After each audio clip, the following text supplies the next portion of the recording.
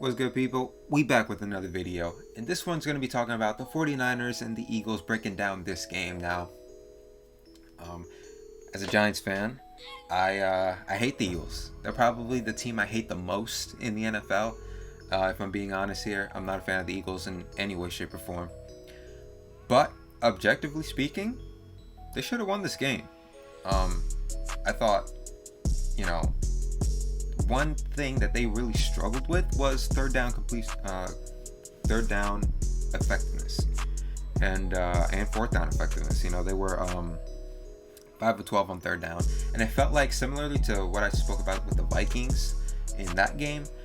I felt like just on those third and shorts, they didn't get them.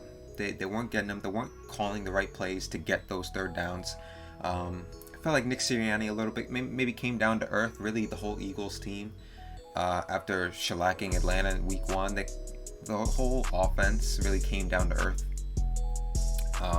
They were 0 for 1 on fourth down, as I mentioned earlier. You know, they had that explosive play to Quez Watkins, and can we talk about Quez Watkins a little bit? I feel like he could be Deshaun Jackson for them, the new era version of this Deshaun Jackson.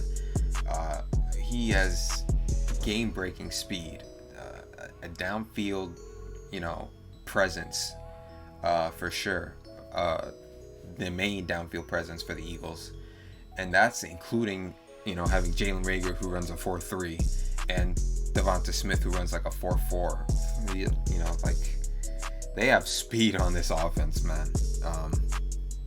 Quez Watkins though got like a 90-yard pass. 90-yard catch and run from Hurts down at like the 1-yard line. He gets him in like to the 5-yard line of San Francisco, and then they go 4 and out in the red zone. You gotta have points there. That was probably the biggest issue with them. Was third down, fourth down efficiency. They had 8 penalties as well. They dealt with some injuries too. Brandon Brooks was placed on IR, I think yesterday, and then Brandon Graham is out for the season with a torn Achilles. That hurts because I love to preach about when you have a good offensive line and a good defensive line, everything else sort of comes together, and obviously you need more than that. You need consistent quarterback play, you need a lot more things than just a good O-line, a good D-line, but those two factors are probably 2 of the 3 most important things you need on a championship roster. And the Eagles coming into the year, were healthy, and now 2 weeks in, already dealing with some O-line and D-line injuries. So that's kind of what derailed their season last year, what derailed Carson Wentz's season last year. Hurts is I'd say he's faster than Wentz. He's quicker than Wentz, and he knows how to avoid hits better than Carson Wentz did, and really ever has. So I think Hurts can, overcome a bad offensive line, but at the same time, you don't want to see him try and overcome a bad offensive line. So hopefully the offensive line can stay relatively healthy, and we can see Hurts continue to blossom. But I have more notes on Nick Sirianni, and this offense. It just, nobody else other than Quez Watkins had over 24 yards or 2 catches. Quez Watkins had like 100 some yards, 117 or something, but he only had 2 grabs. Devonta Smith was largely not impactful. Jalen Reagor, same thing. Dallas Goedert, same thing. I mean, the Eagles have names on offense, but this game against the 49ers, who really don't have the best secondary, after losing Jason Verrett for the season, which sucks for him after finally playing a full season last year. They don't really have another go-to corner, so I was kind of surprised the Eagles weren't able to take advantage of that. I don't know if that's on Sirianni, if that's on Hurts, if, maybe the 49ers played well, fair play to him. It was a defensive game. So, we'll see. But going on to the Niners offense, even though, the Eagles were 5-12 with third down. I think the 49ers were 6-14. But it felt like when they needed a third down most, they were able to get them. The key third downs in critical situations of the game, it felt like the Niners were able to convert and stay on the field. And we got to talk about Deebo Samuel, man. He's back healthy. Similarly to when I talked about with Danielle Hunter, Deebo was on and off the field last year with injuries. Really, injuries have kind of plagued him since he's come into the league. So it's good to see him now healthy. He had what did he have last week rather? 9 for 189 and a touchdown last week. He had 6 for 93 this week against the Eagles, whose defense has looked pretty good so far through 2 weeks.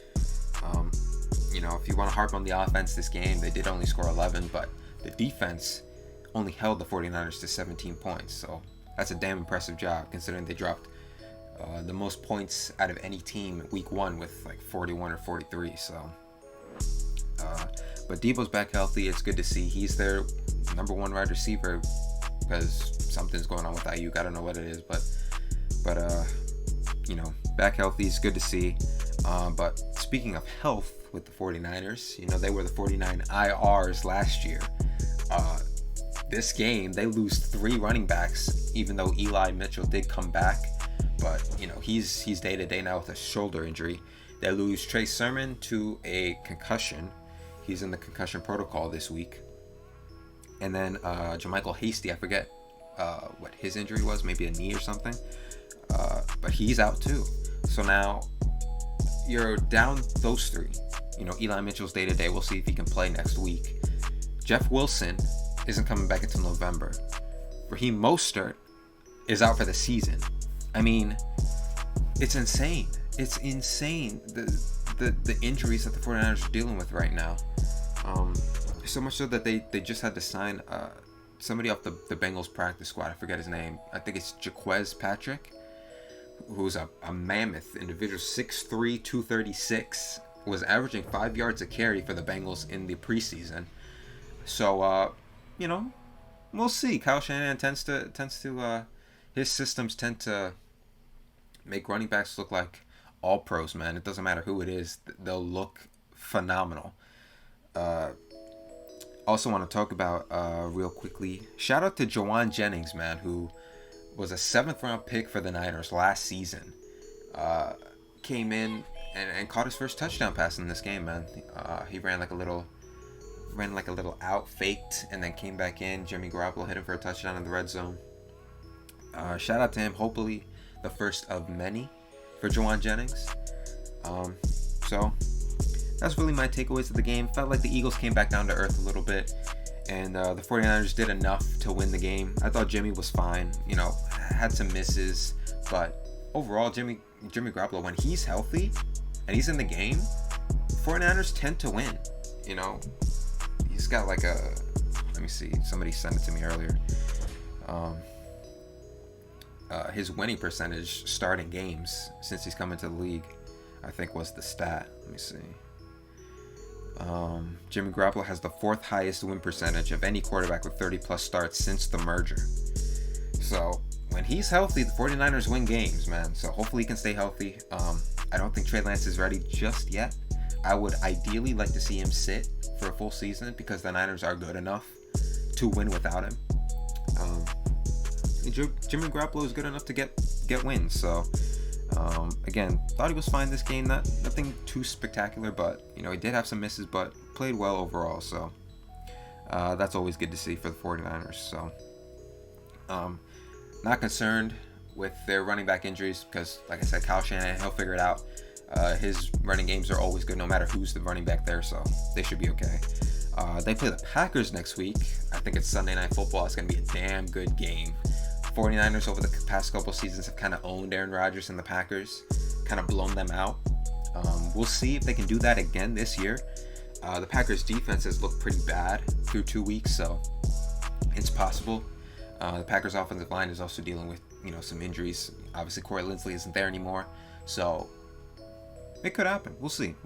And then the Eagles get Dallas next week. I think that's Monday Night Football. So usually I'm not watching Eagles games, but I'm gonna be watching that one. I think it's gonna be I I think it could be high scoring, man. Even though Dallas, held the Chargers to 11 points or something, 14 points or something on Sunday. So fair play to Dallas. But those are my thoughts, man. Make sure you like the video, subscribe, follow me. Of course, links in the description. And I'll be back with the Seahawks and the Titans in maybe the game of the year so far. But I'll be back. Take care. Peace.